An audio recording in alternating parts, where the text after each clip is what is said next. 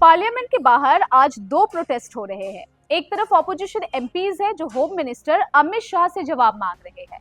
उनका कहना है कि अमित शाह पार्लियामेंट में आकर जवाब दे। तो वहीं दूसरी तरफ बीजेपी लेड एनडीए के सांसद है जो राहुल गांधी से सवाल पूछ रहे हैं और कह रहे हैं कि राहुल गांधी जवाब दो। और इस पूरे पॉलिटिकल वार के बीच सबसे ज्यादा चर्चा किसकी होनी चाहिए थी? उस स्टूडेंट की जो नौकरी के लिए सालों से तैयारी कर रहा है, लेकिन अफसोस स्टूडेंट फिर से पॉलिटिक्स के बीच कहीं पीछे छूट गया। नमस्कार, आप देख रहे हैं द वायरल माइक और मैं हूं आपके साथ निशा सिंह। प्रधानमंत्री नरेंद्र मोदी और गृह मंत्री अमित शाह एनडीए के कार्यक्रम में पहुंच रहे हैं। हाथ में तिरंगा लेकर तस्वीरें भी खिंचवा रहे हैं और देशभक्ति का संदेश भी दे रहे हैं। लेकिन सवाल ये है कि जब संसद में देश के असली मुद्दों पर जवाब देने की बारी आती है, तब यही बड़े चेहरे कहां नजर आते हैं? कार्यक्रम में सामने आकर तिरंगा लहराने में कोई कमी नहीं, लेकिन विपक्ष जब सवाल पूछता है, जनता से जुड़े मुद्दों पर जवाब मांगता है, तब जवाब देने के वक्त पीछे हटने की तस्वीर क्यों दिखाई देती है? अब यहाँ सबसे पहले एक फैक्ट बिल्कुल क्लियर कर देते हैं। झारखंड में बीजेपी की सरकार नहीं है। हेमंत सोरेन के नेतृत्व में जेएमएम की सरकार है और कांग्रेस उसकी अलायंस पार्टनर है। इसलिए अगर झारखंड पुलिस के एक्शन पर सवाल है तो सबसे पहली पॉलिटिकल रिस्पॉन्सिबिलिटी झारखंड सरकार की बनती है। लेकिन बीजेपी ने इस पूरे मुद्दे को पार्लियामेंट में राहुल गांधी के खिलाफ पॉलिटिकल अटैक का मुद्दा बना दिया। 11 अगस्त को एनडीए एमपीज पार्लियामेंट के मकर द्वार पर पहुंचे और राहुल गांधी जवाब दो जैसे स्लोगन्स लगाए। उनका आरोप था कि राहुल गांधी झारखंड में स्टूडेंट्स पर हुए पुलिस एक्शन पर चुप क्यों है, जबकि कांग्रेस झारखंड सरकार की अलायंस पार्टनर है। अब बीजेपी से सवाल पूछना जरूरी है। अगर झारखंड में स्टूडेंट्स पर पुलिस एक्शन गलत है तो बीजेपी को उसका विरोध करने का पूरा अधिकार है। लेकिन क्या स्टूडेंट्स की प्रॉब्लम को राहुल गांधी बनाम बीजेपी की पॉलिटिकल फाइट में बदल देना ही सोल्यूशन है?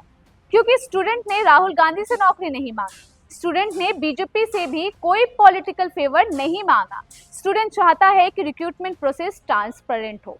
अगर एग्जाम में इरेगुलरिटी के आरोप है तो इंडिपेंडेंट इन्वेस्टिगेशन हो। अगर स्टूडेंट की डिमांड्स जेन्युइन है तो गवर्नमेंट उनसे बातचीत करे और अगर उनकी मांग गलत है तो सरकार फैक्ट के साथ सामने आए और बताए कि क्यों गलत है। लेकिन पार्लियामेंट में क्या हो रहा है?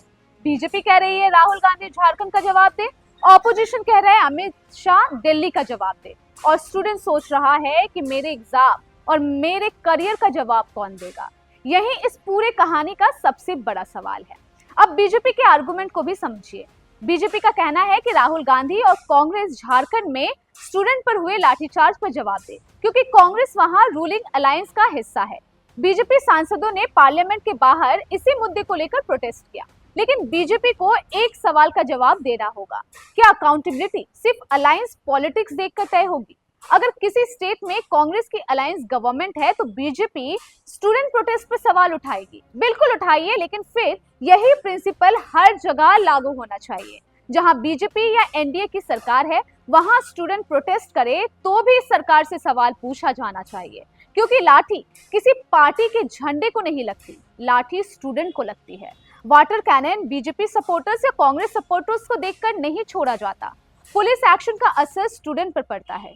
इसलिए अगर बीजेपी आज झारखंड के स्टूडेंट की आवाज उठाने का दावा कर रही है तो ये अच्छी बात है, लेकिन फिर इस मुद्दे को सिर्फ राहुल गांधी के खिलाफ स्लोगन तक सीमित मत रखिए।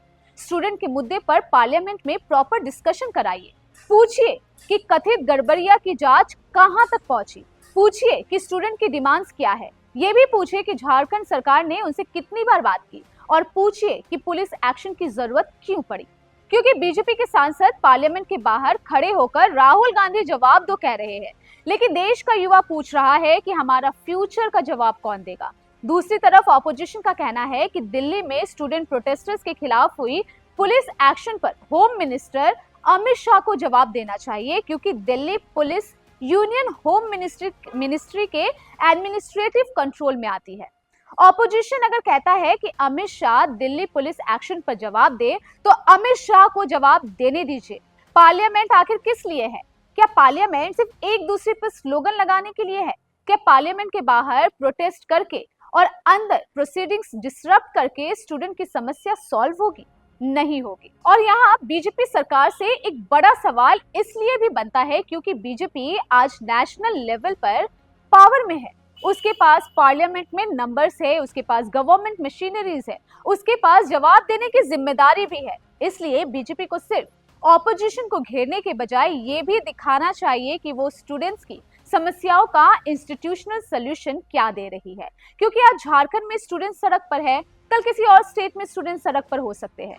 लेकिन अगर हर बार स्टूडेंट को प्रोटेस्ट करना पड़े, फिर बैरिकेड्स लगे, फिर वाटर कैनन चले, फिर टीयर गैस चले, फिर लाठीचार्ज हो और उसके बाद पॉलिटिकल पार्टीज एक दूसरे को ब्लेम करे, तो नुकसान किसका होगा? स्टूडेंट्स का। उस स्टूडेंट का जिसने शायद 3-4 साल किसी कॉम्पिटिटिव एग्जाम्स की तैयारी में लगा दिए, उस स्टूडेंट का जिसने घर वालों से पैसे लिए, उस स्टूडेंट का जिसने कई बार दूसरी जॉब छोड़कर सिर्फ गवर्नमेंट एग्जाम की तैयारी की। आखिर में सवाल राहुल गांधी बनाम अमित शाह का नहीं है, सवाल बीजेपी बनाम कांग्रेस का भी नहीं है, सवाल सिर्फ स्टूडेंट्स का है।